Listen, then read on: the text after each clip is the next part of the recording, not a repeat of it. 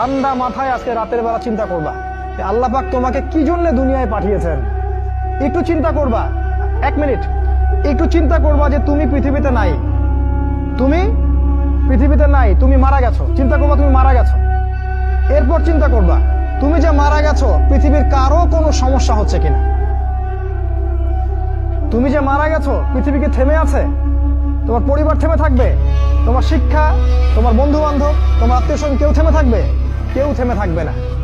তুমি পৃথিবীতে থাকো বা না থাকো কারো কিছু আসে যাবে না। আল্লাহ পাক তোমাকে যে পৃথিবীতে রেখেছেন একটা সুযোগ খালি দিয়েছেন, এটা তুমি আল্লাহর দ্বীনের জন্য কিছু করতে পারো। এটাই আল্লাহ তোমার কাছে চান, আর কিচ্ছু চান না। আর কিচ্ছু আল্লাহ তোমার কাছে চান না। আল্লাহ চান তুমি একজন ভালো মানুষ হও, ভালো মুসলিম হও এবং দ্বীনের জন্য কিছু খেদমত করে পৃথিবী থেকে বিদায় নাও। এই দিন তুমি ছাড়াও বিজয়ী হবে ইনশাআল্লাহ।